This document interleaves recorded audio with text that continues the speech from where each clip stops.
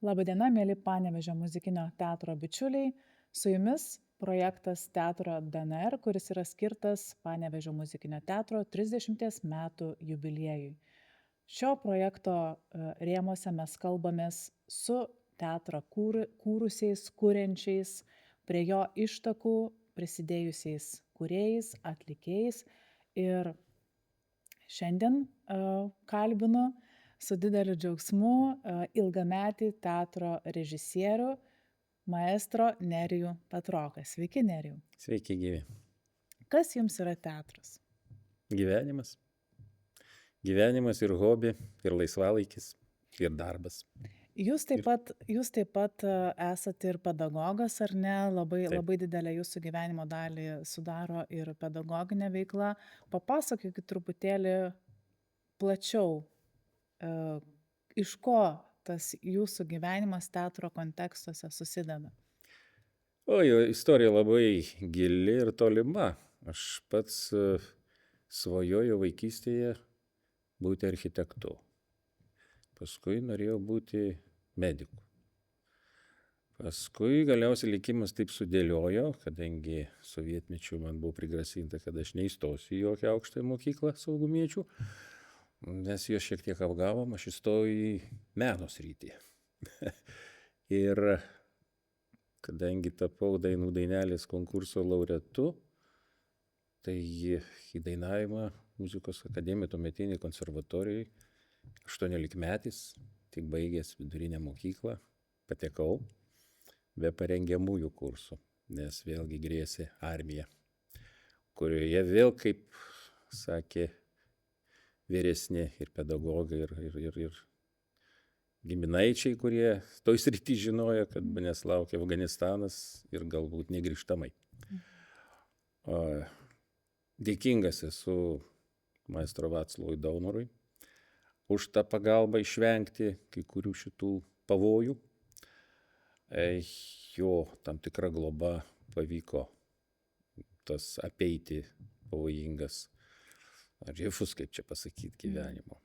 Na ir taip baigęs besimokant jau dainavimą, labai susibendravau šauniai su pedagogais, vyresniais, tai ypatingai su dirigentais, profesoriumi Rimu Geniušu, Vytautu Viržoniu ir kitais, kurie dėstė man, na ir be abejo galbūt didžiausią įtaką man padarė suvokimui, kaip teatro sintezės tokios ypatingos, tai Vlada Mikštaitė režisierė, kuri galiausiai mane ir išstūmė dar vieną profesiją, į režisūrą.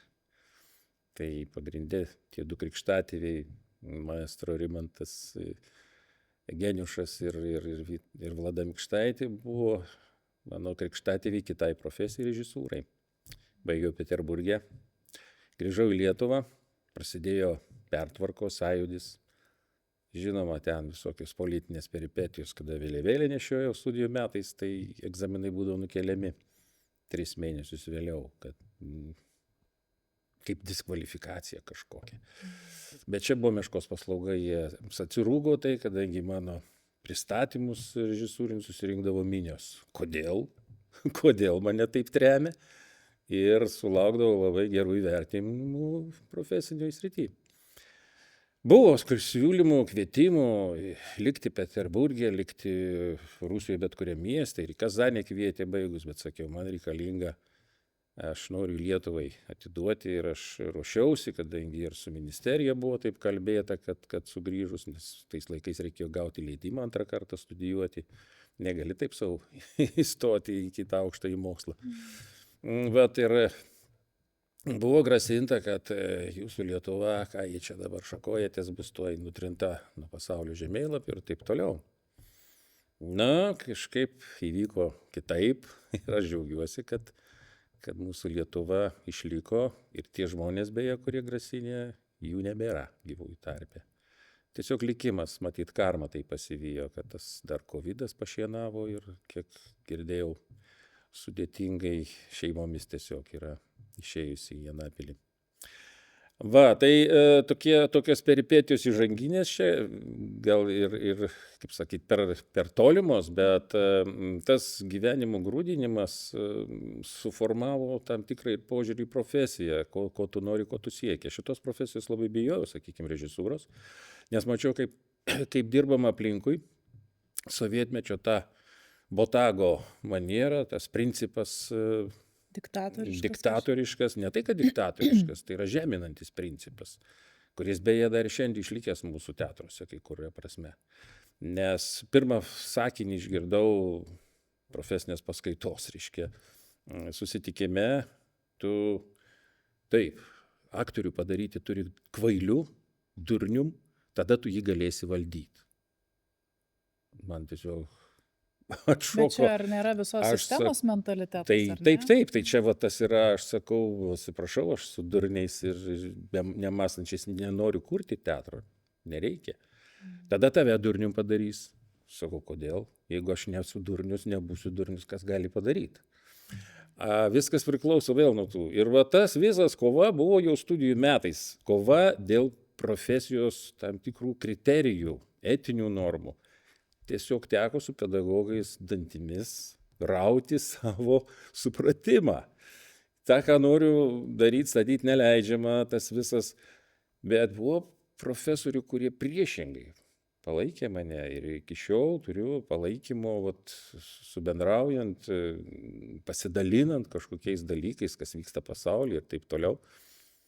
Ir sau pasakiau, jeigu man nepavyks kurt be botago, aš nedirbsiu šito darbo. Bet suvokiau ir kitą, matydamas aplinką, kad aš ir dainininku vargu ar norėsiu būti scenoje, nes aš tapsiu įkaitu šito botago. Suprantat. Ir galvoju vėl, jeigu nebus kas sugeba daryti, žaisti teatrą. Vėlgi, aš galbūt nesu tas režisierius, kur fatališkai žiūrim į profesiją kaip į kažką tokio išskirtinio, tokio aukščiau visos visuomenės ir žmonių sureikšminto tokio. Aš netgi padiskutuočiau ir su mūsų Panevėžio metru dramos srity ir Miltiniu padiskutuočiau. Labai daug ten sovietinio tokio, reiškia, požiūrio į metodiką, į procesą ir jie trupiniais nubyra į tokį, kaip ir mes priprantam, galvom, kad taip ir turi būti, kad kitaip galbūt ir nėra. Tačiau, kai pamatai pasaulyje visai kitoks yra požiūris į kolegas, į tarpusavio santykį aktorių, nėra to tokio antagonizmo. Žmonės yra visi lygus. Jeigu Dievas davė tam talentą tokį, aš negaliu kvestionuoti pagal talentą žmogaus vertės, žmogiškąja prasme. Ir teatras nėra aukščiau žmogiškumo. O dėja, jis kartais tai padaromas, kad profesija, žinot, tas posakis, geras žmogus ne profesija. Jis yra biurokratinis posakis. Tai biurokratai labai moka naudotis tuo. Taip, ne profesija, nes geras žmogus yra aukščiau profesijos. Nes labai profesionalus žmogus gali būti ir banditas, gali būti ir herojus. Labai profesionalus žmogus gali būti išdavikas, gali būti ir gelbėtojas. Taip, kad profesija netampa ji tuo svarbiausių svertų ar reiškia, argumentu kvestionuoti žmogaus vertybę. Bet režisieriaus profesija vis tik tai yra reikalaujant ypatingo. Taip, režisierius atsakomybė plius. Reikia, žinot, man labai padeda pedagoginis darbas. Man kažkas išbūrė, atsimenu dar paauglystėje, kad aš kažkurios tai gyvenimus buvau pedagogas, karių mokytojas, kaip tie pareiškė. Tai tiesiog žaidimo forma, bet čia buvo tokie žmonės kaip astrologai vadinami ar kažkaip. Bet tas pašaukimas būti pedagogu tai nėra vien tai, kad studentai ir mokiniai. Teatras taip pat yra pedagogika. Bendravimas su žmonėm taip pat yra pedagogika. Didžiąja prasme pedagogika. Dėl to, kad dirbant spektaklį, man netikslas išnaudoti žmogų. Man tikslas, kad pats žmogus susidūrė su šita spektaklio idėjų problematika, su personažais, jis pats save patobulintų. Pats išeitų geresnis po repeticijos, pats išeitų šviesesnis iš tos tamsos, ne tik, kad šviesiau gatvėje, bet šviesesnis pats spinduliuotų tą šviesą. Nesvarbu, koks personažas, netgi neigiamas personažas ar atgrasus, jis taip pat reikalingas. Tai yra problematikai sudaryti. Ir vėlgi, aš kaip ir studentus mokau, mūsų susitapatinimas su tuo personažu yra sąlyginis, mes turim jį demaskuoti. Mes jį kūrėm demaskuodami. Ir tai atsiranda iš karto ir jaunimas, ir mano kolegos, kurie dirbam scenų, iš karto suvokia kitų kampų, kitų rakursų. Aha, kaip, tada nusiema kažkokią baimę. Tos, kaip čia aš dabar atrodysiu prieš savus, prieš žmonės, jeigu aš čia tokį niekšelį suvaidinsiu. Taip, tu turi suvaidinti tą niekšelį, kad jis taptų atgrasiu visuomeniai, kuri nenorėtų. Kad niekas nenorėtų tokiu būti. Na, aš čia taip, kaip sakyt, formaliai prieš pastatau tokius dalykus, kaip sakyt, muzikiniam teatre gal mažiau tokios didelės, reiškia, didelio skirtumo ar tokios personažų žirklės nėra tokios didelės kaip dramos teatre galimos, ypatingai tokiam, jeigu paimti farso žanrą ar kaip. Bet muzikinis teatras jis jau pats savaime yra šiek tiek užglostęs tuos kampus, išgryninęs tokias reikšmės daugiau per komišką požiūrį, per netgi tie neigiami personažai, jie daugiau juoką keliantys negu gluginantys. Bet nežiūrint to, vis tiek tas mokymo procese ar savęs pažinime, egzistuoja tokie pokalbiai. Ir kaip minėjot, kad, kaip sako, režisierius turi viską žinoti. Nieko jis negali žinoti. Nėra tokių, kad viską žinot. Su kiekviena diena, su kiekvienu susitikimu aš pats mokausi. Aš pats mokausi nuo kiekvieno studento. Pažindamas jį, pažindamas žmogų, pažindamas jo galimybę, aš mokausi, kaip prie jo prieiti, kaip profesiškai atverti jį, kaip su juo. Tai čia yra mano aukštoji mokykla su tuo. Ir su bet kuriuo žmogum susitikus yra toks momentas, netgi kitą kartą kavinėje, sėdint, pagaunu save toks laisvalaikis, atrodytų laisvalaikis, laisvės alėja. Sėdim gražiai kavinukėje, kvepia kava, labai gerai, tas kvapelis toks eina tikro aromato, per langą vaikštų ir pastebiu, kaip nenori matai žmogų ir matai jo gyvenimą. Praeina tas gyvenimas, praeina toks žmogus. Ir vėl pagauni, nedirbam. Bet kuriuo atveju tai jau įauga į tokį įprotį matyti reiškinius gal kitaip, kitų dėmesių. Net analizuoti. Nori, nenori, įsijungi iš kiekvieno trupinėlio, kas aplinkui vyksta. Atsitinka kažkada, kažkuriam spektaklį, grįžta tas prisiminimas, tas faktorius toks, jis duoda gerą pagrindą diskutuot, kryptį ieškot, ką mes galim šiandien atskleisti, kas yra ir tarp mūsų. O kas yra jūsų gimtasis miestas? Mano gimtasis miestas Anykščiai. Pats gražiausias ir mieliausias miestas pasaulyje. O jūsų profesinis miestas kas yra?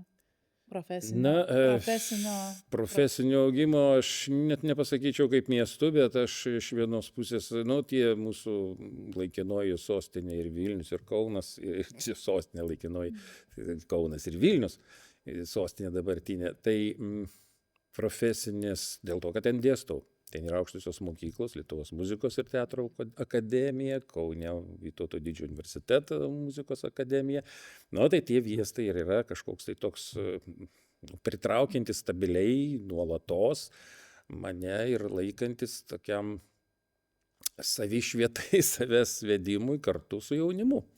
Bet šiaip kiekvienas miestelis, kuris turi kultūros centrą, kuris turi teatrą, visur teko pabuvoti su savo spektakliais, visur teko labai daug sutikti ir tų žmonių ir pabendrauti ir pašnekėti apie tą meną. Net kada ruoši kokias tai gastrolės, nes aš dirbau ne tik tai, kad teatruose dirbu su kolektyvais, tarkim, ir su Lietuvos ansambliu keletą spektaklių, vežiojom po Lietuvą intensyviai, dabar su Ainiais Kauno Santakos ansambliu taip pat turim spektaklius, važinėjom.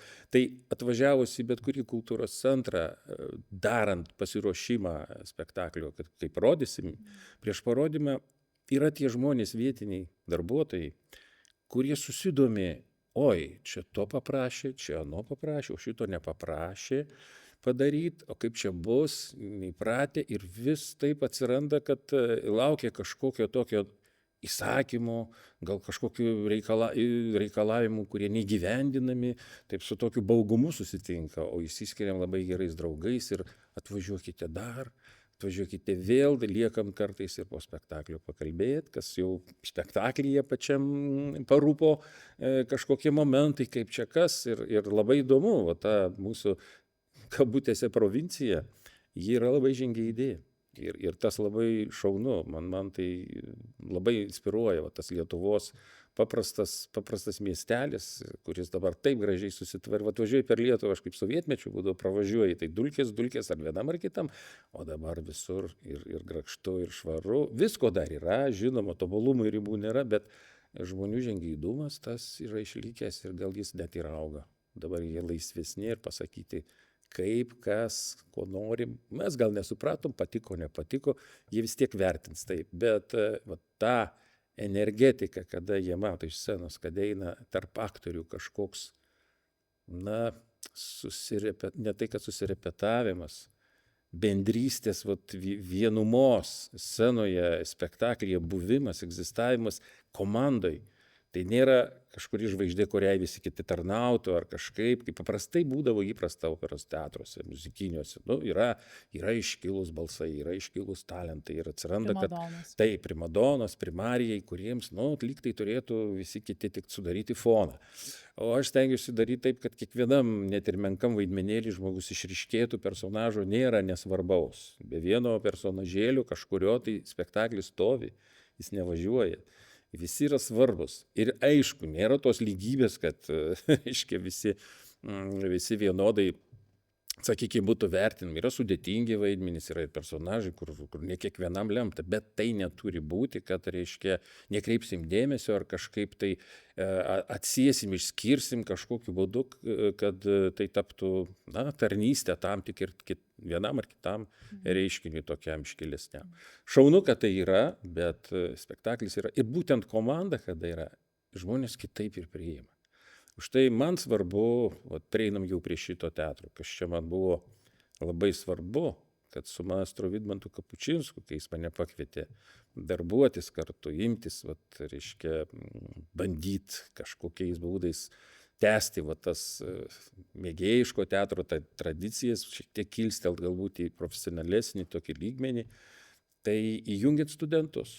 Taip ir įvyko, daug diplominių spektaklių virto spektakliais repertuariniais. Nerijau, norėčiau dar užbėgti truputėlį už akių, o šitą su klausimu apskritai.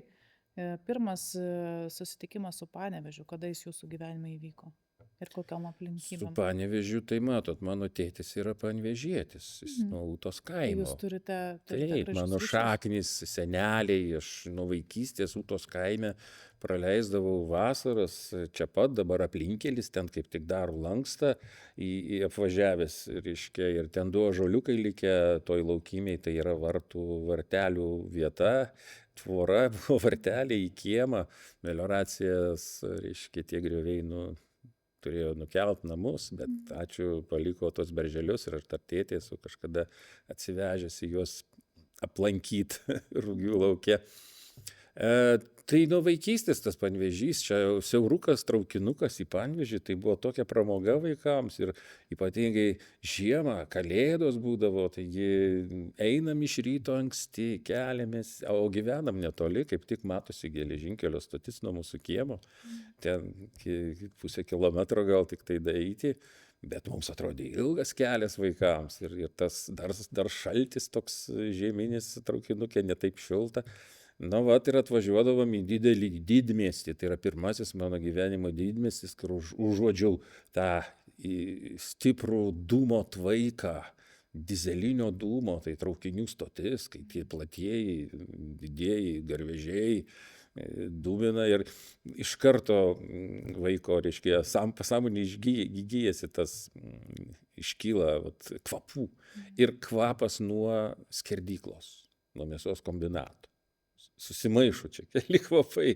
Tai man Panevėžys buvo pirmas toks pažinimas. Nu, o toliau, tai taip, ir augom, ir visada lankėmės, taip, nes tėvelis politkalinys yra ir jam nebuvo leista apsigyventi gimtiniai. Tai va, dėl to taip atsirado Anykščiai. Nors pagal sovietų, reiškia, tvarką turėjo jis būti Voroneže apsigyventi, bet vertimo korektūra lietuviškai jam leido apsigyventi Anykščiuose. Negalima v radnom kraju. Nu, tai pagal Rusijos reglamentą radnoj krajai yra Lietuva, o pagal mūsų reglamentą rajonai. Na ir taip pavyko. Tai šalia Panevėžio, bet Panevėžys taip, čia mano buvo kaip antras gimtasis miestas ir tetos, ir seneliai lankytina ir visada buvo greta pirmiausia. O paskui jau taip Vilnius, kai jau studijos, tada jau didysis miestas Peterburgas man, tai į Vilnių grįždavo kaip į kurortą. Atvažiuodavo žalias miestas, tiek daug žalumos, tiek mažai žmonių, atrodė, o ten eini po paskaitos, tave įneša į metro, jeigu pataikai gerą vietą užsiimti, tai žemės nebejauti kitą kartą, nelieti, tave įneša, reiškia, tokios spūstys ir visa kita. Be abejo, ten gražių dalykų taip pat yra kultūrinių, visa kita, bet aš čia taip jau dabar nesiplėsiu tuose prisiminimuose. Taip, kad šitoj vietoj taip Panevėžys mano kraujo miestas, sakyčiau. O tas sujudimas aplink 90-uosius, nepriklausomybės atkūrimas, ar tuo metu buvot Vilniuj, Kaune, ar kažką girdėjot apie Panevėžį besikuriantį, bespurdantį teatrą?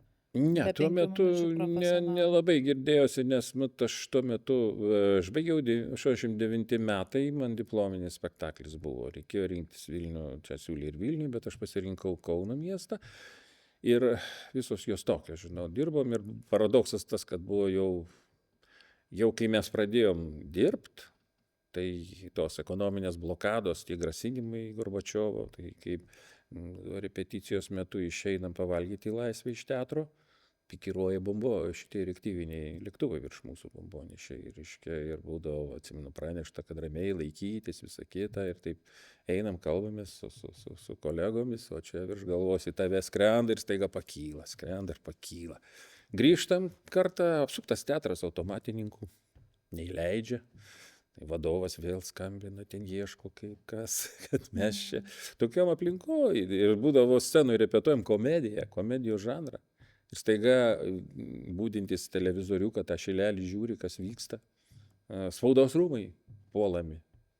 Baigėsi, kaip nupūtė visus nuo scenos. Savaime nieko sakyti nereikia. Mes tuoj čia važiuot, kažkokį pakeleivingi žiguliuku susėdom į tą Vilnių, prie tų spaudos rūmų.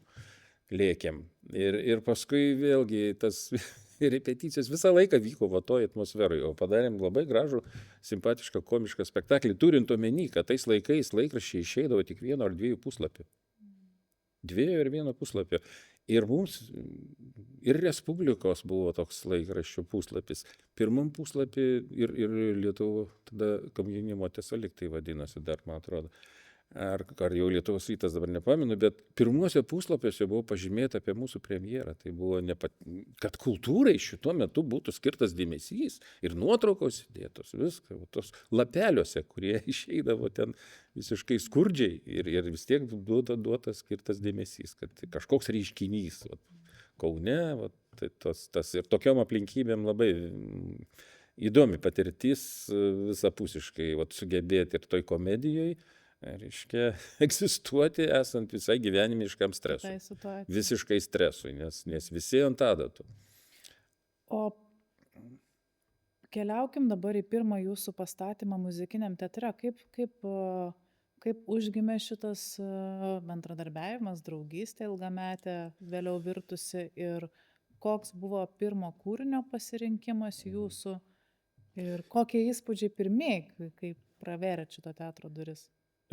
Principe apie teatrą aš girdėjau šiek tiek anksčiau, kadangi jame dalyvavo mano studentai.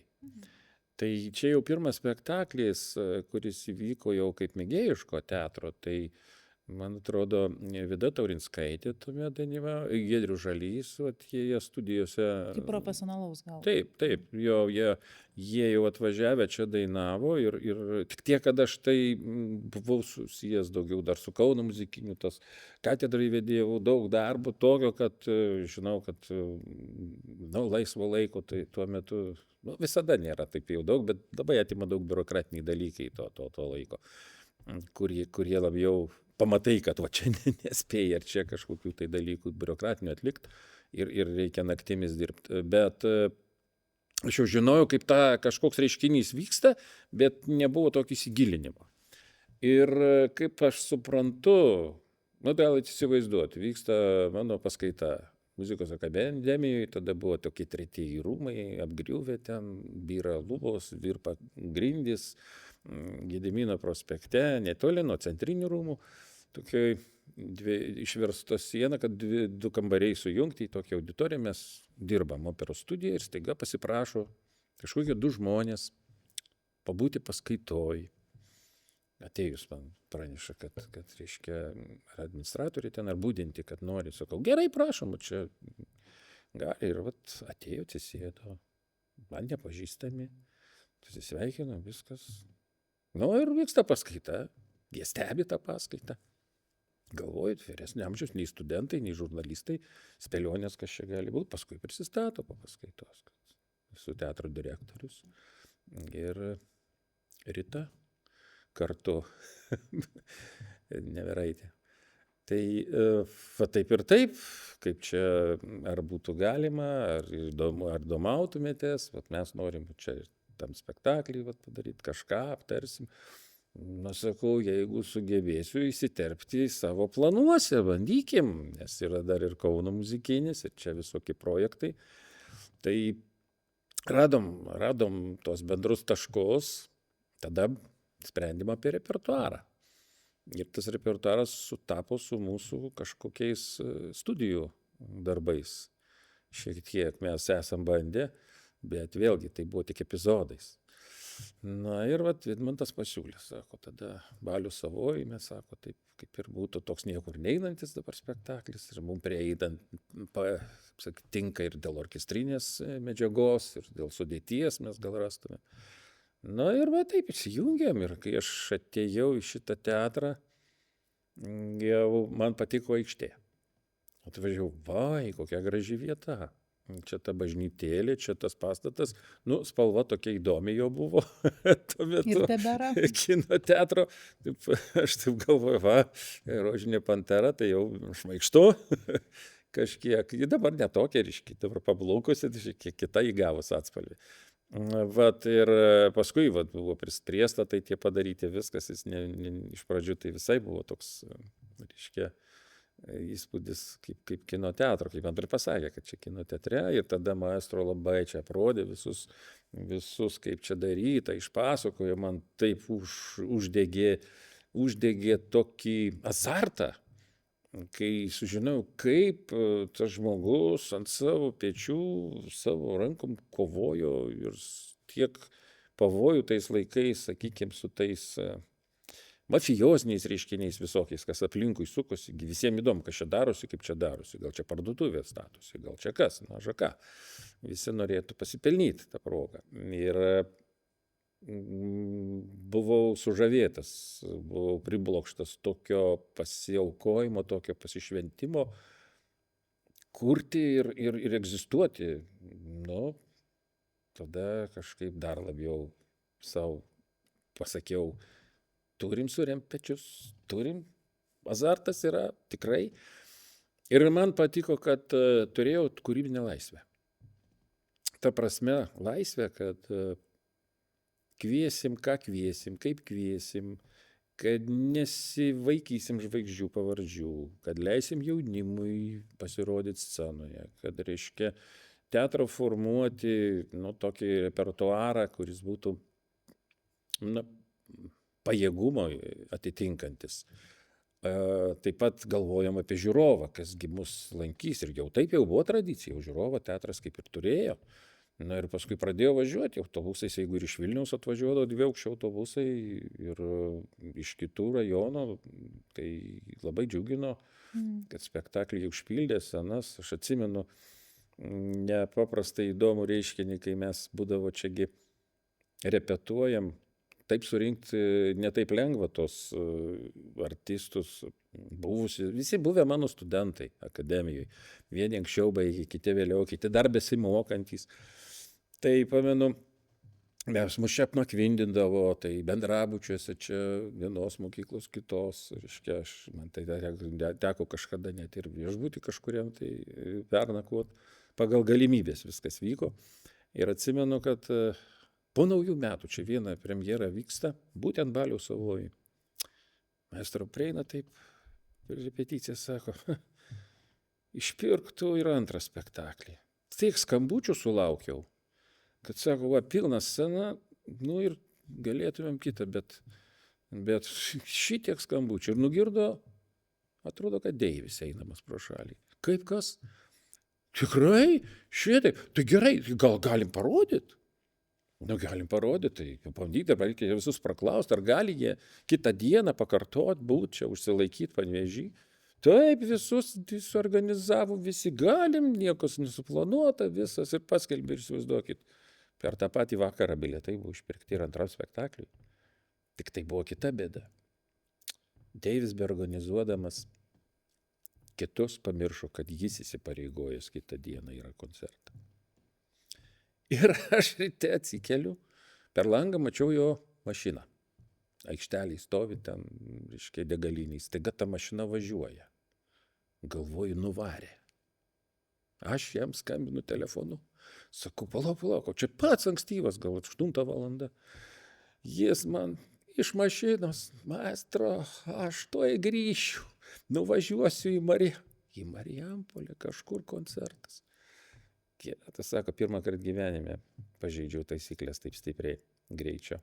Bet suspėjo. Suspėjo, grįžo prieš spektaklį, viskas buvo, bet su tokiam strese, kad jis ir užmiršo. Dienos metu tas koncertas, laimiai buvo dienos metu, ten renginys kažkoks, jo įsipareigojimai. Kurie tai buvo metai? Oi, dabar tikslių metų jau nepasakysiu, čia galima būtų pasižiūrėti pagal reglamentą, kada spektakliai, kai jų daug, taip vat, dabar nežinosiu tikrai metų. Bet tai buvo jūsų pats pirmas Jo, čia darbas? pirmosios premjeros. O skaičiuojat iš viso kiek premjerų? Aš susirašęs esu. Susirašau, vedu. Iš viso? Čia. Projektiniai, imant projektais yra 15, bet spektakliais išeina 17, kad yra 2 projektai, kur po 2 spektakliukus, vienaveiksmius. Tai pavadinimai spektaklių daugiau, bet yra 15. Kuris brangiausias? Oi, sunku pasakyti, brangiausias, visi brangus. Širdžiai Visada būna turiu omeny, ne. paskutinis darbas brangiausias, kadangi čia pat skauda, čia pat kutena, čia pat visos tos. Labai skirtingais kriterijais visi jie sudėlioti yra. Pavyzdžiui, vieno išskirti negalėčiau, galbūt tokios įdomesnės istorijos, kas susiję. Tai labai man brangus yra Tarnaitė ponia Pergolezi, kadangi šito spektaklio idėją sumaščiau prieš 15 metų. Ir jį gulėjo lentynoj. Ilgai gulėjo lentynoj, kol man pasiūlė kažką padaryti Vilniaus kamerinis orkestras. Kažkaip tai panorėjo spektaklį ir va tada irgi su studentais, su kai kuriais solistais mes padarėm. Lietuvos kamerinis, taip. Paskui buvom kažkaip ir Klaipėdos muzikiniam susidomėjimas, bet ten kažkokios krizės mus atidėjo tą projektą, neįvyko. Na ir va čia studentai, Liudas Mikalauskas, Elena Kalvaitytė Vitkauskienė, jų buvo diplominis darbas. Mes dirbom diplominį ir va tada parodėm teatre ir teatre liko. Liko kaip spektaklis. Idėja tą spektaklio man brangi kame yra, kad tai čia yra orkestras vaidina scenoj. Kai ne šalia orkestras, o yra scenoj ir ta traktuoti labai, Vilniui kai parodėm, aš sulaukiau ten taip netyčia, buvo keletą režisierių atvažiavusių ir iš užsienio, ir iš Ukrainos, kurie po spektaklio priėjo, ten svečiai kaip tai supratau visi komandai. Ir jie tiek nustebę ir ditirambų prikalbėjo, kadangi patys gerai žino tą medžiagą. Nu, sako, dar taip, kad taip apversti viską ir išnaudoti. Ir iš tikrųjų atrodo, kad taip ir parašyta turėtų būti, nes tie orkestro muzikantai tampa jau sceninio veiksmo įvykio dalyviai. Jie patys jau vaidina kaip orkestras. Ir aš mėgstu tą principą, kadangi vėlgi mes kalbėdavom su maestro, kad kaip padaryti, kad teatras galėtų pajudėti. Nu, tai pajudėti, kur tu pajudėsi, reikia rasti sceną, bet kuriam kultūros centre, kad būtų orkestrai duobė. O jeigu spektaklis, kuris nereikalauja šito, jis yra mobilesnis. Tai yra scena ir orkestras, ir atlikėjai. Ir tokiu principu nemažai esu daugiau daręs. Vien tam reiškiniui, kad būtų galima tuo spektakliu gastroliuoti laisviau, bet kokiai erdvei. Va, tai šitas spektaklis brangus tuo, kad jis ilgai išnešiotas, ilgai embrionė išgyventas ir aš pats suprantu, kaip jis reikšmingas man pačiam, kadangi išmąstyti, sugalvoti tas situacijas, visas režisūrinės aplinkybės ir dar prijungėm Bacho kavos kantatą, jau čia kaip teatre būdami.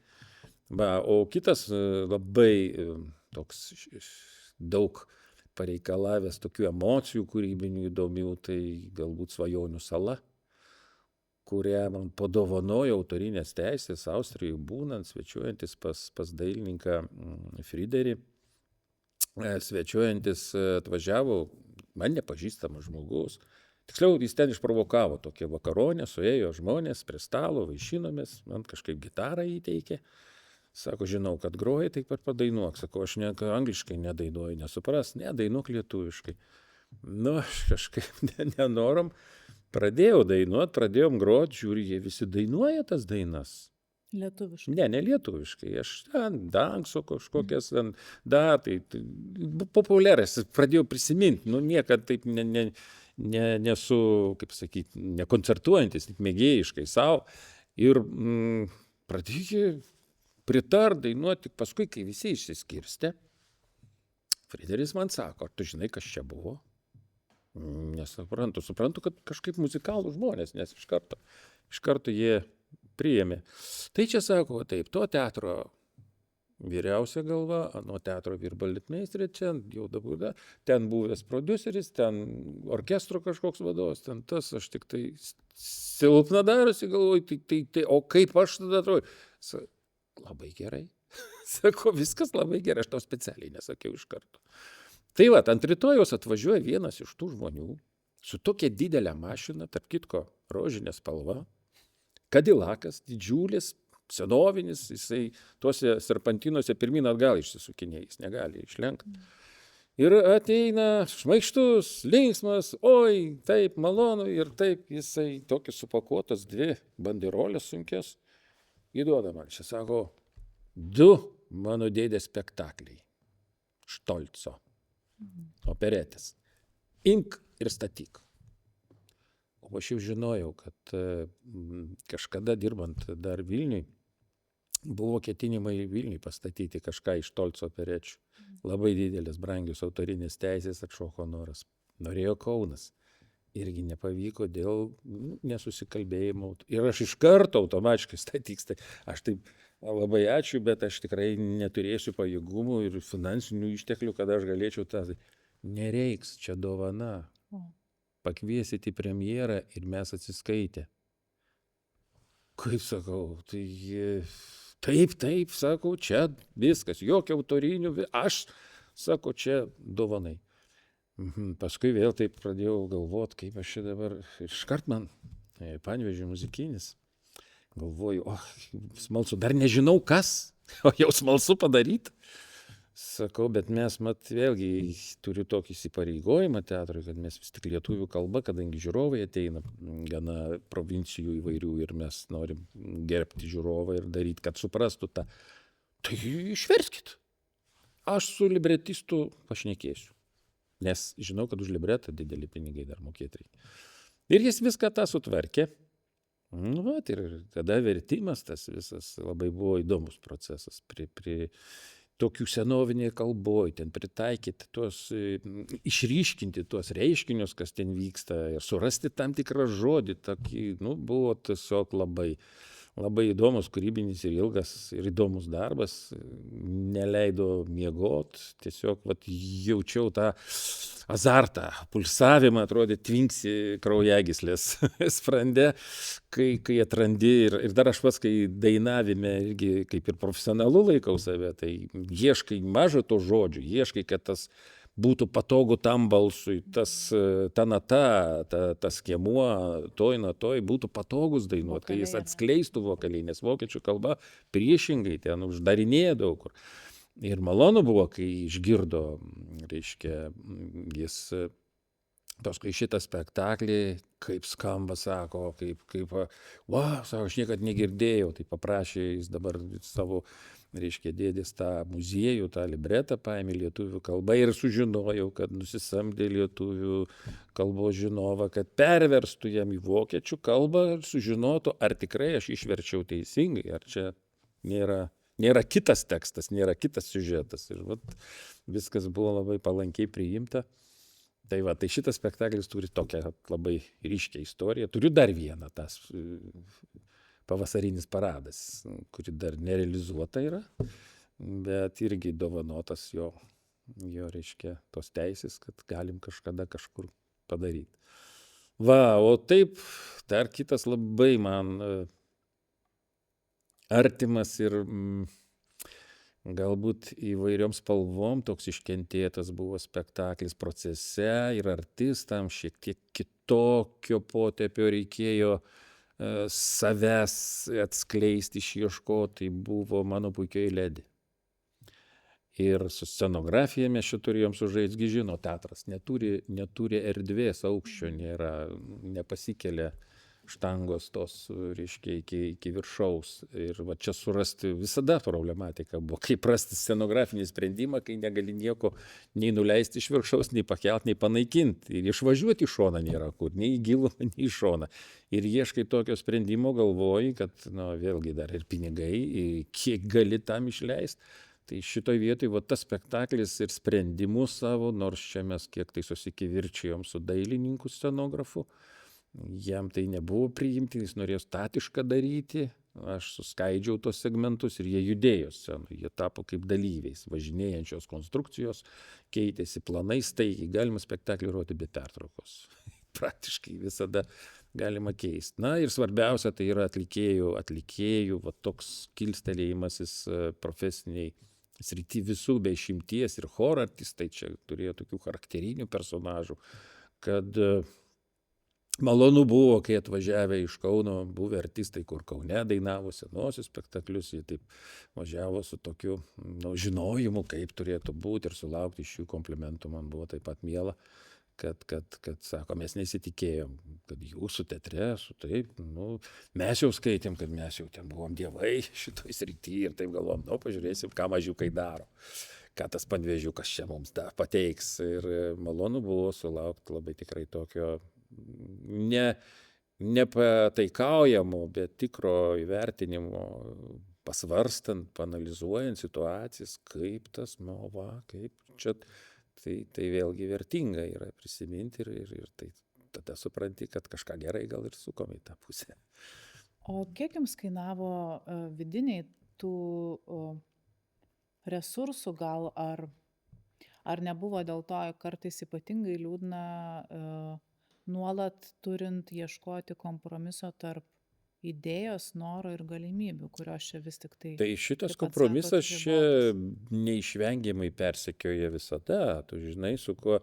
Čia visais komponentais žymant teatrą. Jums nebuvo minčių tokių, kad, velniop, nacionalinis, štai operos ir baleto teatras, į visas pusės kelk, leisk, ar ne, į apačią, į kairę, į dešinę, ta prasme, turiu menį, kiek tai buvo, kiek jums vidinių tų pastangų kainavo nuolat eiti į tą kompromisą? Na, iš vienos pusės gal čia ir mano toks charakteris, kai man kažkas trukdo, aš kovoju, aš einu pirmyn, aš plaukiu prieš srovę. Išmintingai, aš nebelsiu kaktą į sieną, kai nereikia, bet tas iššūkis lengva daryti, kai yra viskas padėta ant lėkštelės, gali išleisti kiek nori, tai fantazijos tu sugalvoji gulbę, plasnojančią nuostabią gulbę, rezultate galbūt išeina viščiukas tabaka. Galbūt. Bet iš kitos pusės bepigu dirbti kaip ir su studentais. Čia gal tas pedagoginis įgūdis taip pat turi kažkokią tokią lemtį, kad su gabiu studentu lengva dirbti ir daug gali parodyti, padaryti. O tu pabandyk iš mažiau gabaus ir patobulink jį šuoliu, kad jis pats patobulėtų. Jis neaplenks gal to gabiausio, bet aš visada matuoju savo, kaip pasakyti, kvestionuoju savo darbą, savo gebėjimą, sakykime, pedagogikui. Ne tame, kad aš ten paruošiau kažkokią žvaigždę, tapo studentas iš to ir galėjau toliau vystytis.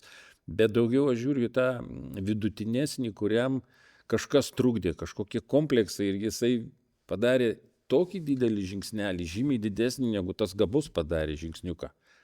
Ir jis jau ir taip atrodė, ir visiems iš šono atrodo, kad čia yra svarbiau, o man svarbiau yra, ir ne tai, kad svarbiau, bet, kaip pasakyti, vertybės prasme, įvertinimo, darbo įvertinimo prasme yra reikšmingiau iš mažiau galinčio parodyti, kad jis gali daugiau. Ir aš turiu tokių net gyvenimiškų pavyzdžių, kai, sakykime, viena studentė, nenoriu jūsų vadinti nei pavardėm, galbūt čia šitoj vietoj aš kaip faktorių paminėčiau, čia senokai, jau 20 gal metų atgal, daugiau net, kai buvo nurašyta praktiškai specialybės dainavime, ji nesugebėjo dainuoti aukštų natų atseit, ir ji labai užkompleksuota, būdavo, kad išaiškini vaidmenį, pradedam dainuoti, ji pradeda verkt, kukčioti, išbėga iš auditorijos. Grįžta vėl ir visiems atrodė, kad jinai pikta, kad jie atžari, nes iš visur jautė į save kažkokius tokius negatyvius reiškinius ir jinai negalėjo gintis. Jos gynyba buvo puolimas atžarumu. Ir aš mačiau, kad viduje, kai aiškinėsi vaidmenį, tai kad kitoks žmogus, jis suvokia, supranta ir ta kaukė užsideda staiga netikėtai, bijodama lyg savęs, bijodama parodyti kažką tauresnio, iš ko kažkas pasijuoks ir paspirs. Ir kai mums įvyko spektaklis, ji dainavo pačias aukščiausias natas, kaip sopranui do, sakykim taip. Ir buvo šokiruota visa pedagogų komisija, mes neįsivaizdavom, kad ji gali. Kad ji gali, plus dar scenų išliauždama tą darė. Prieš mirdama dainuoti. Ir jos likimas labai maloniai susiklostė, išvažiavo į užsienį, nenorėjo Lietuvoje likti ir jai pasisekė.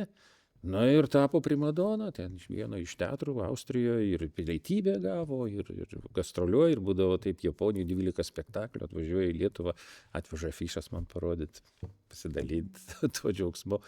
Tai toks reiškinys, čia gal toks ryškiausias, kada jau išėjo į toks tikrai plačius vandenis ir labai tam žanriaus, ir visiškai kitokiu žmogum tapo. Visai kita aura iš žmogaus spindi, sutikos, aristokratiškas, reiškia, elgesys, poviza ir visas žvilgsnis kitoks. O buvo gatkių, kaip sako, bjaurusis ančiukas iš tos pasakos, labai užguita. Tai šitoj vietoj, aš savo irgi keliu tokius, kaip pasakyti, kriterijus savo, kad iš lengva padaryti iš lengvų situacijų. O šitoj situacijai, teatro, yra problema. Pinigai maži, mėgėjiški kolektyvai. Visi mes profesionalai atėję iš mėgėjų.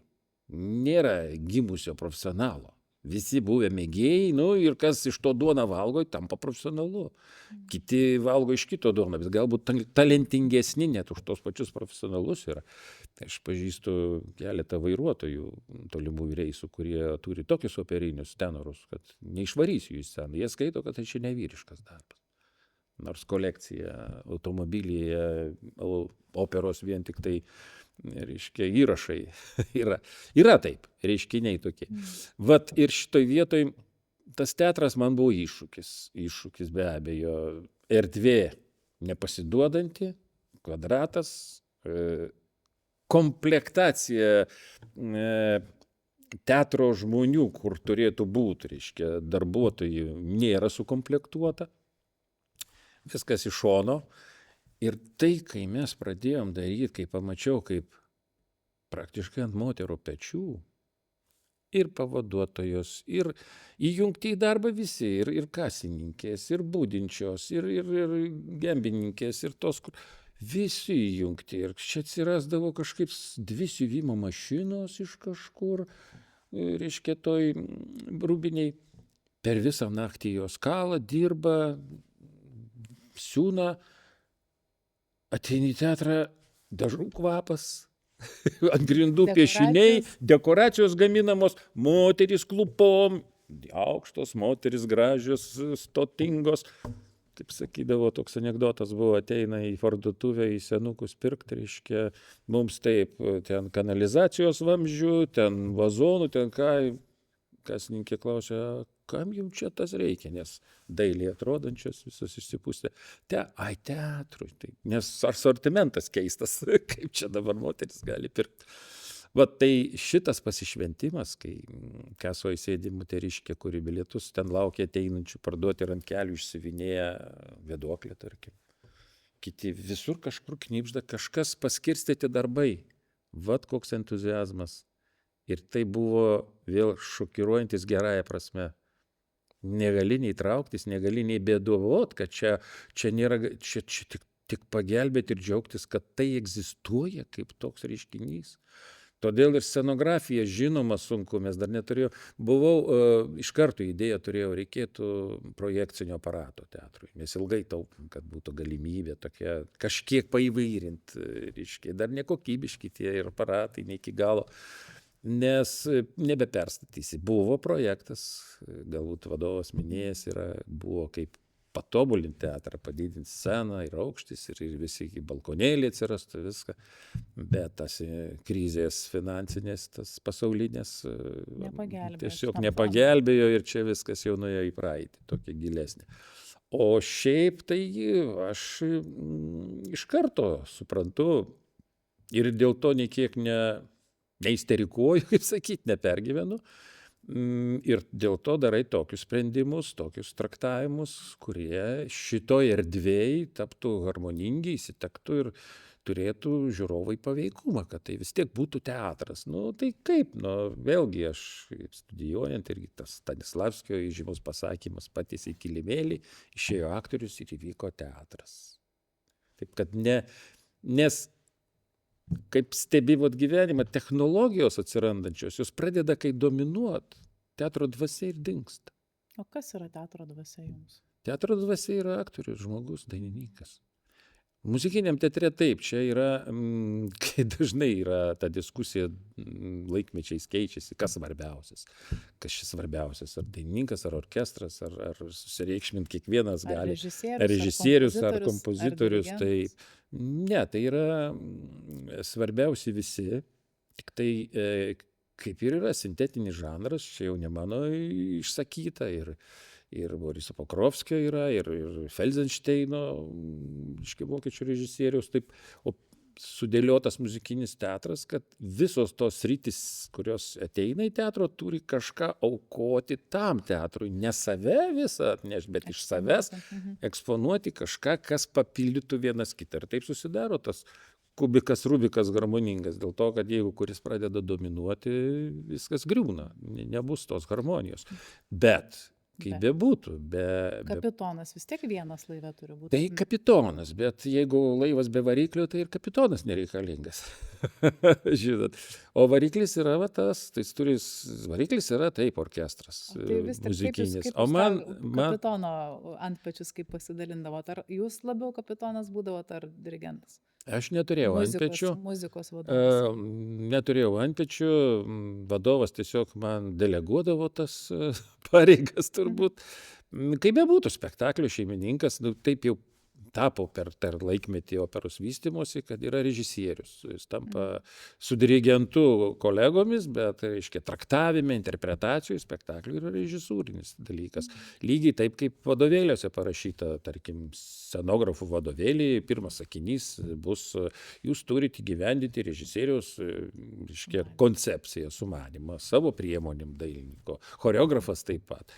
Todėl aš vėlgi, mano metodas, galbūt maniera darbo, ne prodiuserinė, kada, reiškia, surenki įvairių sričių, reiškia, šitus specialistus ir jie kiekvienas daro savo ir kiekvienas iš savo matymo sujungia į vieną ir nesikiša vienas kitam tarytum.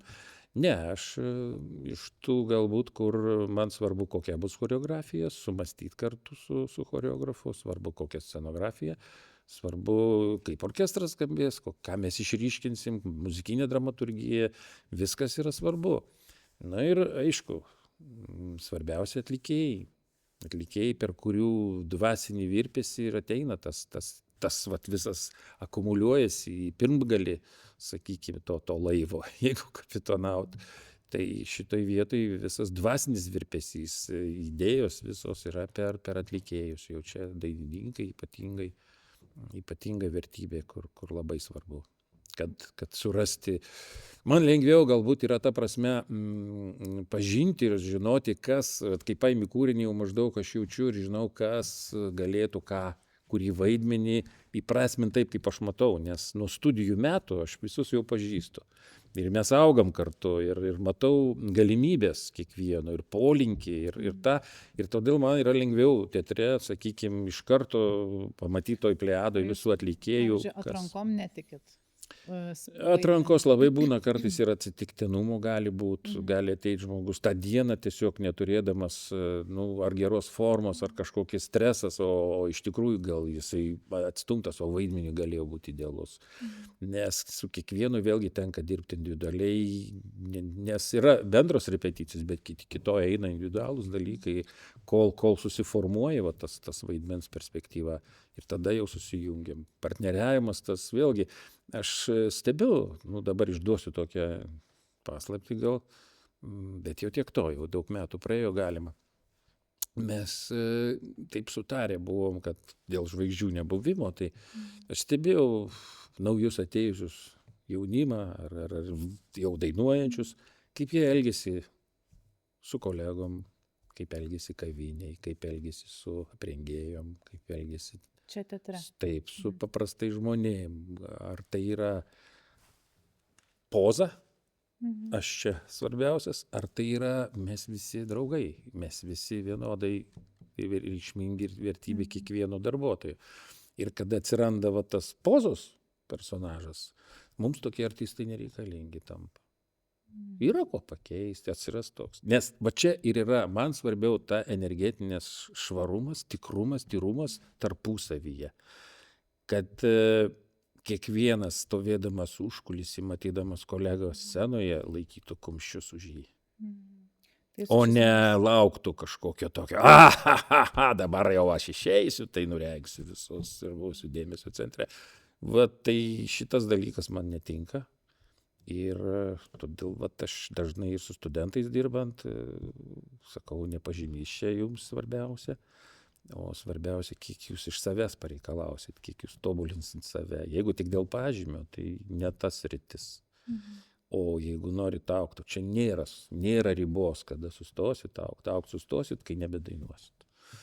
Viskas. Arba kai aptinksit ir ant laurų užmigsit, nebenorėsit. Kiekvieną kartą naujai pamatyti teatrą, gyvenimą, tą pačią sceną, ateiti išplauti, išvalyti dulkes ir taip sakyti, ar pareikalaut, kas čia dabar, kodėl čia šiukšlė, kodėl čia nukrito, kas čia buvo prieš tai, kodėl nesutvarkė. Netinka šitie dalykai. Netinka. Atėjo, buvo, kažkas dirbo, galbūt pamiršo, gal negalėjo. Gal jie dar įdomesnį dalyką darė, negu mes darom. Bet gal tada, atsiprašom, mes dabar norėtum, nespėjot, gerai padėsim, susitvarkom. Aš tokią patirtį ir Amerikoje, Čikagoje, kai su lietuviais darėm operą, mums atėjom į salę, kuri nebuvo atidaryta, gal nežinau, mėnesį kokį, ir mūsų leido. Stebuklinga, freskos, operos teatras, grinai, o dulkių sluoksnis vos ne centimetrų. Ir visi artistai, visi ir mano studentai, kurie nuvažiavę buvo, visi ėmėm skudurėlius ir lėtai išvalėm visą sceną, orkestrinę, viską. Meditacija prieš. Jo, ir tam tikras draugiškumas tikrai tas buvo, tai aš jau žinojau, kad tas labai suvienyje ir tai parodo tą tikras, kas, tai jūs valykite, aš čia parūkyt einu. Jau ne, taip nebūna.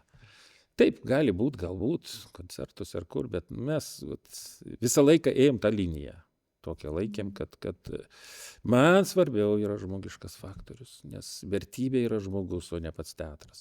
Pats teatras yra sudedamoji būties mūsų dalis egzistencijos. Tai kam lemta, kam davė Dievas, kaip sako, tą talentą teatru kalbėti, bendrauti su žiūrovais, nešti kažkokius skausmus ar džiaugsmus ir pasidalinti tom sentencijom, filosofiniam gyvenimo būties ir taip toliau.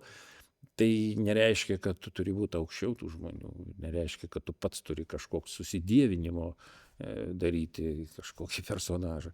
Ir šitoj vietoj aš įsitikinau ir per savo praktiką pajutau, kad didžiausi rezultatai, švariausi, kurie labiausiai rezonuoja į žiūrovo pasąmonę ir kada žiūrovas spindinčiam akim eina iš teatro, tai yra tada, kada pats kolektyvas, tas kūrybinis, yra tikrai tarpusavį labai susijęs. Kai po spektaklio visi apsikabinam vėl, visi, vau, įvyko, prakaitas žliaugė, grimas žliaugė, viskas įvyko ir vėl noras nesiskirt.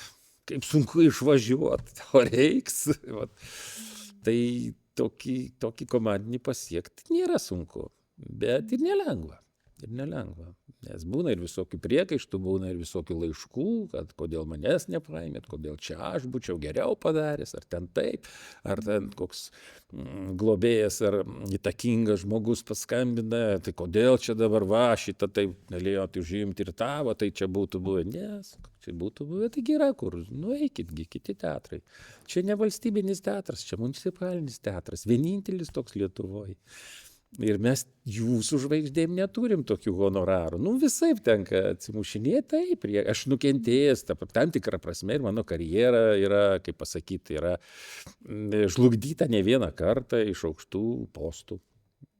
Ta turiu tokį, bet galiu visiems žiūrėti į akis. Niekada stengiausi neišduoti paprasto artisto vardan kažkokio aukštesnio, reiškia, pozicijos. Nėra taip, kad čia gal man toks jausmas, kad jūs kalbate apie tą truputėlį tiesiog, net nežinau, ar tą talento žmogų, nes tie, kurie iš tikrųjų yra talentingi ir dideli žmonės, jie niekada nesielgs taip, kaip jie kaip tik yra be galo paprasti, betarpiški. Tai apie tai ir kalba, kad tikri talentai, tai nebūtinai, tas žmogaus talentas. Vidutinybė, apie kurią jūs kalbat, kurie, kaip pasakyti, su kažkokiais, nežinau, tuščiom ambicijom ar jos didesnės nei galimybės. Jo. Ir tada ta profesija tampa pretekstu man būti aukščiau kitų, kaip asmenybei.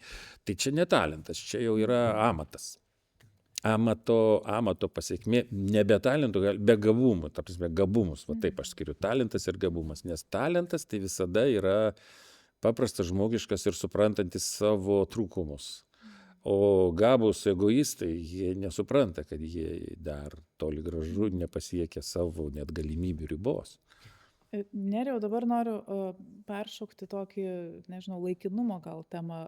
Scenos menas vienas turbūt labiausiai pažeidžiamų laikinų ir nei vieno spektaklio nėra tokio paties, ar ne? Šitoj vietoj jūs visada filmuojat savo spektaklius. Ir iš tų patirčių, iš tų, nežinau, patirtų dalykų, vienas man klausimas yra, ar jūs esat išskaičiavęs kažkokią tendenciją, kuris spektaklis, rodant jį eilę kartų, yra pats sėkmingiausias, ar yra kažkokie tokie burtai. O kitas klausimas, ar jūs galėtumėte įvardinti tuos faktorius, ko reikia, kas turi sukristi, kas turi nutikti. Čia turbūt ir publika žaidžia tame, ar ne, ta ketvirtoji siena, ketvirtoji erdvė. Kas turi nutikti, kad pavyktų? Kad tikrai būtų tas labai, labai geras šviesus jausmas, kad tas vienintelis kartas, kuris niekada nebepasikartos, kad jis įvyko taip, kaip ir turėjo įvykti. Jo, čia ir yra svarbiausia magija, principė teatro, šitas suliepsnojimas ir užgeso. filmuoju ne dėl to, kad gal taip, yra išliekamoji kažkokia irgi prisiminimų vertė, čia daugiau dėl techninių dalykų dar filmuoju, nes, žinot, vėlgi nugalėti tą tarpusavio tokį nepasitikėjimą artistų, kada, sakykime, kas suklydo ir kas kaltas scenoj, kad taip įvyko. Nes kartais būna efekto būsenoj, artistui atrodo, kad jis atliko taip, kaip planuota, kaip turėjo būti, o jis padarė klaidą. Ir galbūt ir kitas dėl to suklydo. Ir kuris dabar kaltinimai. Yra tokių atvejų mano praktikoje buvo, kad dar studijų metais ir Peterburgė, aš ir teatre vaidinęs ten, tai būdavo susiduri su didžiausiais skandalais, kada jau kaltų. O kada nufilmuota? Nereikia jokių ginčių. Pažiūrėjau, o negi aš čia taip. Va. Ir nebėra šitų karštų diskusijų, aistrų nereikalingų. Tai daug kas yra. Dar vienas dalykas, komentuoti vėlgi po spektaklio vaidmenį. Aš, pavyzdžiui, vengiu iš karto ant karšto komentuoti, ypatingai po premjero. Tai yra šventė.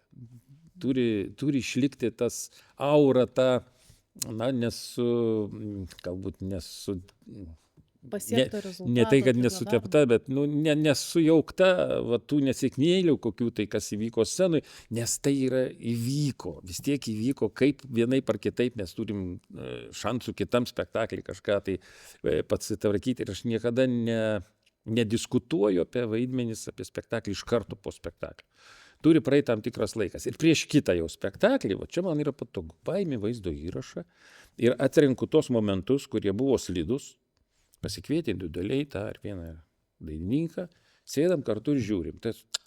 Ir supratau, nebereik net aiškinti, nes išaiškinta jau būna prieš tai. Kartais taip, diskutuoti, tu čia biškai ne į tą pusę, ne taip supratai.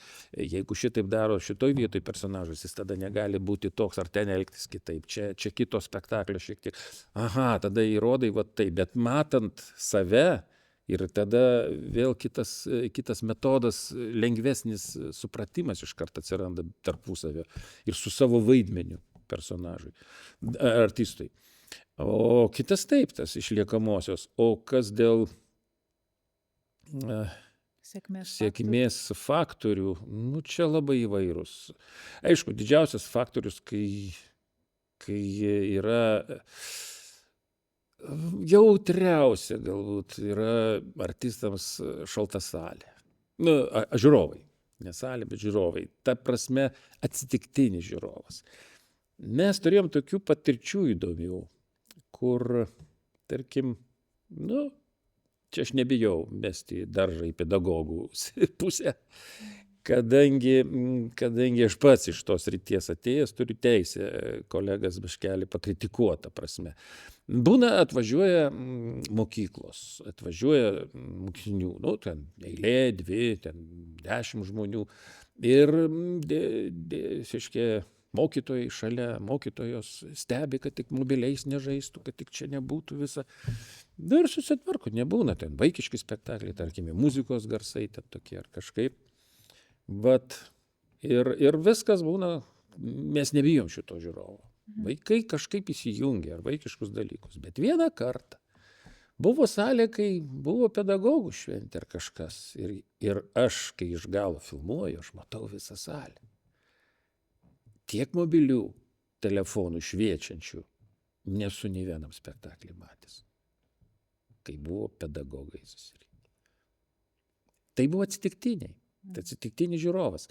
Vis tik tai tie proginiai spektakliai kolektyvams, jie yra slidus. Ir tie žiūrovai puiku, kad ateina, kad pamato pirmą kartą, buvo tokių atvejų, kad ateina organizacijos įmonės, pamato, oi, mes net neįsivaizdavom, kad pas jūs čia taip, lipo į sceną, čia sveikino, glostė tą jaunimą. Yra tokių atvejų buvę, kai ir po to pradeda lankyti teatrą. Bet iš to, ko labiausia tarytum tikiesi lauki ir tai staiga matai tokį susvetimėjimą, atšalimą ir iš viso nekultūrą, tai liūdnoka. liūdnoka darosi. Ir iš karto pajuto atlikėjai, sako, kažkokia publika vangi.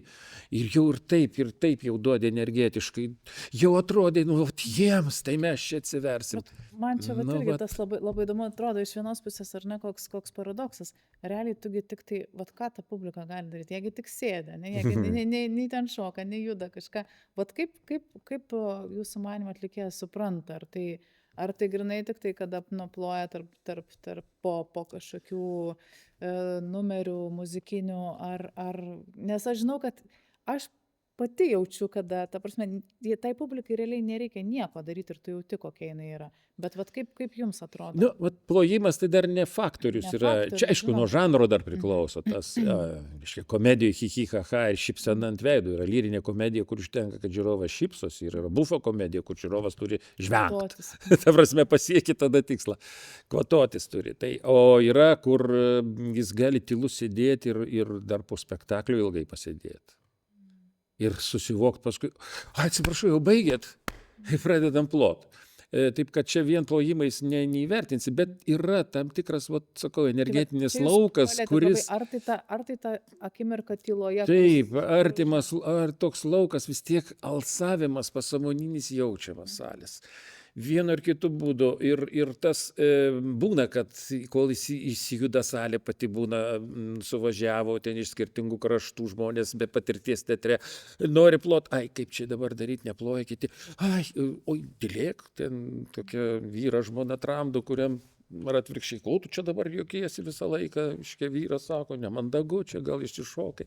Yra tokių reiškinėlių, visas taip tvarkoj, bet bendras, vat, kad atsiranda kažkokia dalis žiūrovo pasiruošusi spektakliui, fanatiškai priimanti, jį patraukia ir, kaip sakoma, flangus. Jų reakcija kartais įtraukia ir atpalaiduoja visus. Galima kalbėti, reaguoti, bendrauti su scena.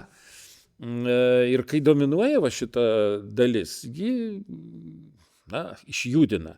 Bet būna, kada kartais būna spektakliai įvairaus amžiaus žmonių ir maža grupelė, tik tai kurie galbūt atėję, o kitiem nesusivokimas, kaip čia tas vyksta. Bet vis, aš nepajutau nei vieno spektaklio, kad į finalą vis tiek neatsigautų žiūrovas. Jie kažkur ar per pertrauką kažkaip apsitarė viską ir išeina, kad visi finalai jau būna. Nesu susidūręs su mūsų spektakliais, kad kažkaip salė neatsistotų, neplotų, nešauktų bravo ir išeidama nešvitėtų žiūrovai. O pradžia būna sunkoka, visai būna nutikę. Ir atsakau, tas galbūt, kaip aš minėjau, spektaklis buvo kulminacinis, man ten netikėtas, ko visai nesitikėjau, kad tie žiburėliai visai įlindę į laiškus, o čia kas scenui nesvarbu. Nors eina spektaklis apie tai, apie jų profesiją. Tarkim, visiškai toks, ėjau pro šalį vadinasi ir kažkaip prisėdau, kad nebuvo kur sėdėti. Va. O kiti komponentai yra dar tokie, būna atsitinka, kad kažkuris artistas susirga. Ir aš tokią patirtį turėjom, mes vėlgi čia tų sąlygų repetuot, normaliai spektaklį, mes nelabai ir turim, nes visi suvažiuojam iš įvairių kitų renginių, kitur dirbam. Menas toks dalykas ir mes negalim garantuoti pragyvenimo žmonėm iš mūsų spektaklių, sakykime, ir taip toliau. Ir to labiau prisiderinti, planuoti čia yra labai sudėtinga mūsų teatre. Suplanuoti repertuarinį rodymą, kai iš įvairių pusių, reiškia, suėję atlikėjai, iš kitų darbų ir kitų teatrų. Tai yra nepaprastai sudėtinga. Tai šitoj vietoj susirgus kažkam yra įtampa atsiranda tarp atlikėjų, kaip išveš, kaip tas. Ir būna tokių silpnesnių vietų. Silpnoji grandis, jeigu pavyksta užmaskuot, kad žiūrovo, reiškia, nepastebėtai tas vyktų, tai įvyksta net ir tokie dalykai. Vietoj to, kad tikiesi blogesnio, kiti perima, kaip sako, ant savęs kažkokį krūvį, padaro kažką, Nu, dar ypatingesnį. Ir paskui sakau, palauk, tai kodėl tu spektaklyje taip pats, taigi va, dabar tai va susižiūrė. Nu, tai kad jam aš pagalvoju, va, nu, tai bet sakau, taip ir reikia partneriauti. Ir va, vienas kitą va šitaip jūs remiat. Tai dar paskatini, kad va, yra tokių nuotykių, yra buvę ne vienas, gelbstint kolegą. Bet vėl aš sakau, iš to principo, kai yra komanda, tai tada laivas išplūduruoja ir audroja. Papasakokit, nežinau, išvardinkit tuos svarbiausius bendražygius, bet kurių jūs šito 30 metų teatro epizodo nematytumėt. Nu, tai aišku, be abejo, čia pirmiausia tai ir yra Vidmantas Kapučinskas. Tai čia mūsų visas tas įmanymai, matymai, abejonės, ieškojimai ir to repertuaro galimybių ir tų realizacijos problematika visada apsitarėm vis tiek, visos techninės galimybės. Nu, nori to, nesigauna to, ką keist, nu, ieškom, keičiam. Taip, Rita Kosmauskienė, taip, čia nuolatinis palydovas šitam teatre praktiškai daugumos spektaklių buvo. Na ir aš labai kolegiškai ir netgi profesionalumo prasme metėm vieną kryptim šitą žanrą su choreografu Alfredu Kondratavičium. Į labai aukštos inteligencijos, gilaus profesinio pasiruošimo, žmogus ir muzikantas, ir pats grojantis, ir tas estetinis, etinis supratimas teatro. Mūsų pažintis labai keista, mes buvom suvesti antagonistiniais principais. Ir jis nekentė kažkuria prasme gal manęs kažkurio momentu pirmuose darbuose, tai čia Lietuvos ansamblyje, kai netikėtai aš ten buvau įjungtas į tokį projektą bet paskui jis pats taip sakė, kažkoks toks pasipriešinimas vidinis, kam čia reikia, kaip čia reikia, bet kai pamatė, kad mes randam bendrus taškus ir pradėjom kartu eiti į tą kryptim, kur jis galbūt ir numatęs ir dar prasiplėtė ir tapom geriausiais draugais, bičiuliais ir tikrai bendražygiais šitai gerąja prasme. Taip, turėjom visokių nekonfliktinių, gal tokių keblesnių situacijų dėl tokių buitinių gal dalykų ar kažkaip tai ten, bet mes visada ir ne vienam teatre mes su juo esam dirbę ir Klaipėdos muzikiniam, ir Kauno valstybiniuose teatruose ir kartu ilgai su juo. Aš, kaip pasakyti, norisi visada ir kitų patirčių, reiškia, su kitais kolegom, bet kartais lemia aplinkybės tiesiog, kad nėra tiek daug tos galimybės reikštis, kad ir tą padaryti. Tai dabar labai, sakykime, šiame etape puikiai bendradarbiaujam ir tikrai randam iš pusės žodžio kartais su Aleksandru Jankausku, choreografu, tikrai kūrybingas ir žmogiškasis faktorius man labai atitinka, mes suprantam, kad ne botagas, ne pyktis, ne pagieža kito atžvilgiu yra. Jo, su Aleksandru ir Natukai, aš ir kitose projektuose su juo esam dirbę ir muziklos arenose ir visokie, dar mūsų dar čia tokia kaip ir pradžia, bet va ir Lietuvos ansamblį mes dirbom su juo, vat, ir Pilėnai labai išradingai buvo surasti. Taip, kad dėkingas galėjęs susitikti. Vat dar labai noriu prisiminti tą progą, kas man svarbu mano profesijų susidurti su Botsulo, dailininku choreografu Sergejum. Tai irgi toks labai gilus žmogus, raiškus ir nesibodintis juodo darbo. Tai yra va tas magiškas menininkas, kai nebijo tą molį savo rankom čiupinėti, ne tik nurodyt, kad padarykit, bet tą puodą lipdyti ir glostyti ir susitepti su moliu ir išgyventi tą pojūtį, to lipnumo, tos gaivos, to šaltumo molio. Tai vat labai svarbu toks meditacinis kažkoks momentas atsiranda ir tame paprastumas iš kitos pusės vėlgi labai, labai paprastų dalykų pasidaro. Vat. Tai biografijoj labai maloniai ir reikšmingai mano susiklostė santykiai su Virginija Idzelyte. Reikšmingų spektaklių padarė ir aš labai prisimenu jūs vieną pasakymą, kuris tikrai įstrigęs man yra, kada reiškia labai, žmogiškąja prasme buvo įvertinimas, toks man aukščiausias, kaip sakyt. Bet tai yra kūrėjų, yra žmonių, kur kai, kaip sako, sutampi, malonu, gera.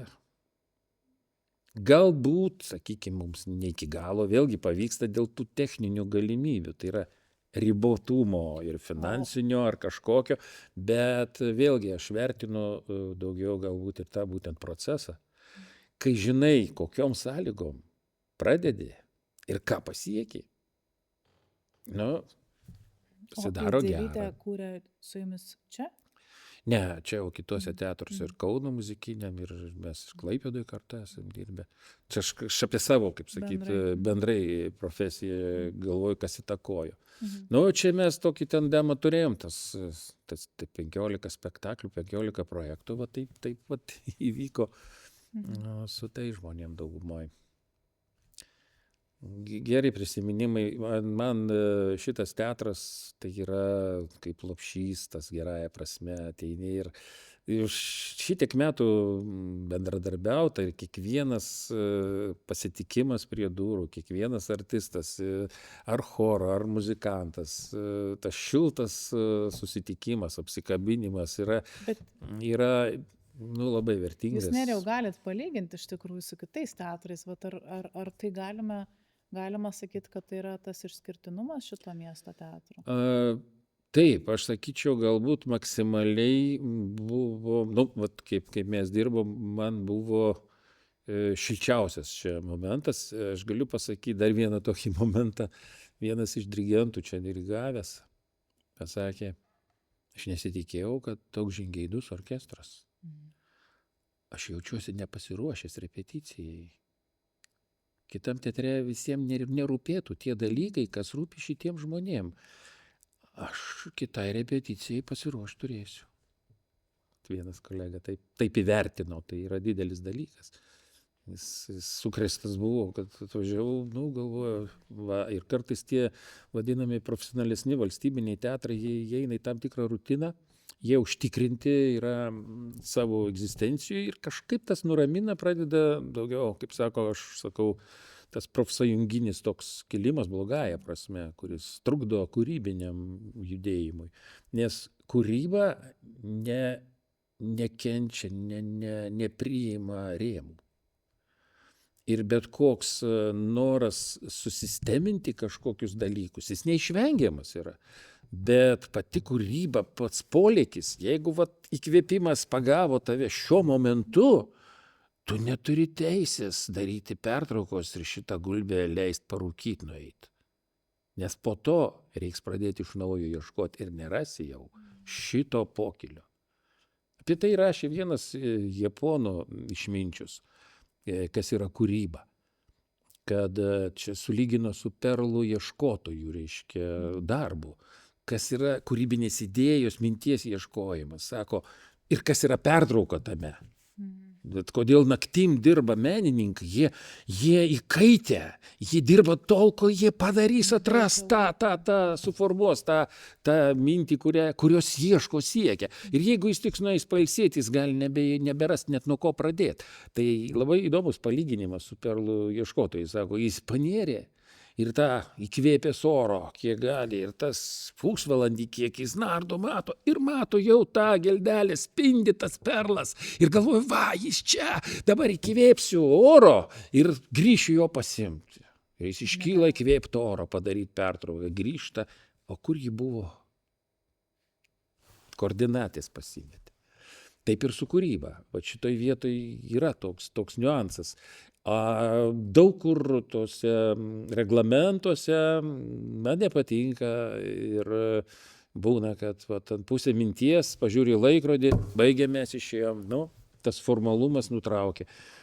Yra ir užsienį tokių teatrų, bet yra ir kitokių, kurie yra tikrai kūrybiniai bendraminčiai ir jie gros, dainuos, išsėdės tol, nežiūrėdami į laikrodį, kol pasieks rezultato tam tikrą. Jau jis galim tada ar ilgesnę pertrauką, ar kitai dienai. Bet niekada nesujauks, vat jau liko keli žingsniai ir mes pasiekėm tą šviesą tunelio gale ir staiga vėl tamsa vėl iš naujo. Gaila, bet toks yra biurokratiniai dalykai ir jie va čia yra visada. Nežinau, darbo kodeksas, viskas. Taip.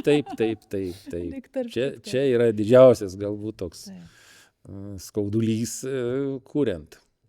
Nes iš principo dabar teatras, matai, jis visas gyvenimas labai intensyvus ir reikalavimai, vat, kada atėjo technologijos, jau nebėra teatre laiko vaidmeniui bręst. Nebėra laiko. Mes tapom konvejeriniais leidėjais. Jau teatras sunkiai išnaudoja, jau bėga greitai, kuo greičiau, nes skaičiuoja minutes čia tie ir per tą laiką. Tada darai kompromisą, tiek to, tada šito gal, matau, kad čia neišeina, bet nebėra laiko, reikia čia tą daryti, čia dar tam.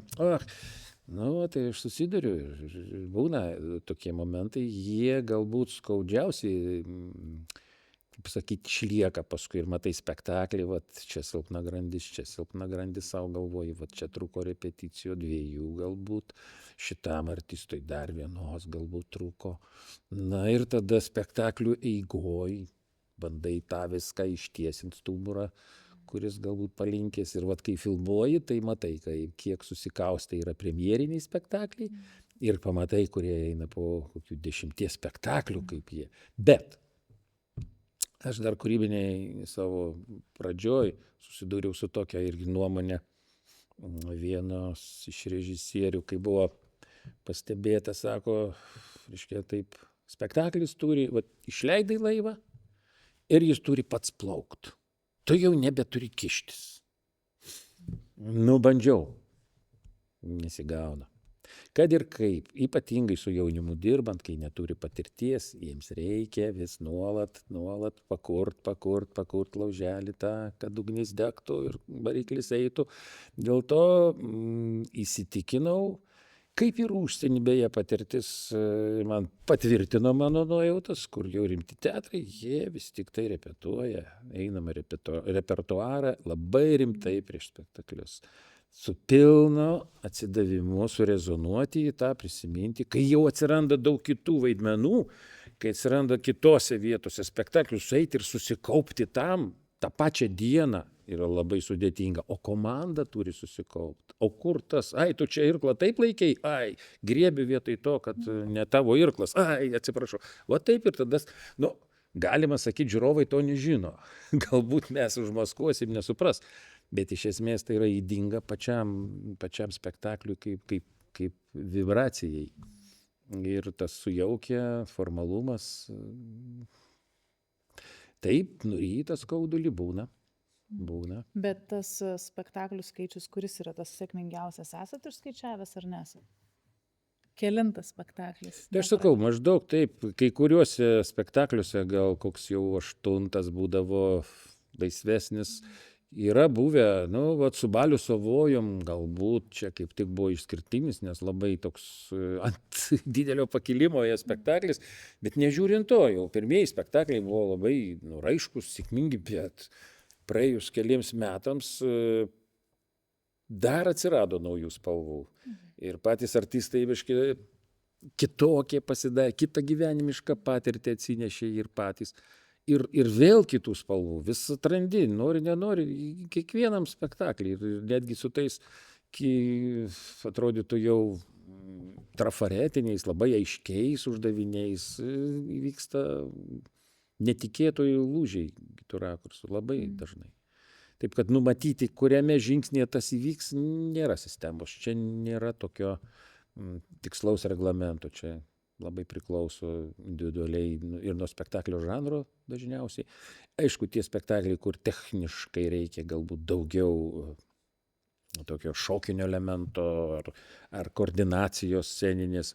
Tai taip, jiems reikia įdirbio. Ir jeigu repeticijų pritrūko, tai jauti, kad va, po to, va, tam spektaklį, kai sąmonė nebeužimta techniniu atlikimu, jie atsipalaiduoja, atsiranda gyvastis. Tai šitiem reikia ilgesnio periodo išaukti į tokį laisvą alsavimą, kada jau technologijos visos pasąmonė nueina. Savaime suprantamai daroma, kai jau nebereikia galvoti, ką aš turiu daryti, atlikti. O šiaip labai skirtingai. Negalėčiau daryti sistemos ir klaidinti, kad va, tik tada ir tada. Nerijau, pabaigai paskutinis klausimas. Mes stengiamės šiais pokalbiais su teatrą kūrusiais, kūrenčiais žmonėm atskleisti, kas vis tik tai yra tas šito teatro, Panevėžio muzikinio teatro DNR. Ar jūs galit padėti iškoduoti šitą klausimą? Na, aš matyčiau, pirmoji vietoje entuziazmas. Noras žmonių po kitų darbų ateiti vakare pavargusiems, repetuoti, paskui vaidinti spektaklius. Kai pragyvenimui reikia galvoti, kur užsidirbti, tai čia pirmoji vietoje yra entuziazmas, noras kurti, noras dalintis tą kūrybą. Nu, čia turbūt išskirtinai šitam teatrui būdingiausias bruožas būtų mano taip pajautimu. Nes kitos aplinkybės, kur, sakau, tie valstybiniai teatrai turi kitą bazę, kitą viską. O čia visą laiką tu esi lyg ant ledo. Įlūši, neįlūši, kada tas ledas pratirps, kiekvieną dieną lauki tų žinių kažkokių, kaip čia ir su ta materialia padėtim teatro, kaip čia su tais įstatymais kažkokiais ar pareikalavimais iš biurokratinės ryties. Ir išlaikyti tą kolektyvą kūrybingą, kad žmogus nenorėtų bėgti iš teatro, pabūti jame, tiesiog ateiti ir atiduoti save. Nu, čia ne dėl pinigų, bet už pinigus. Ačiū labai.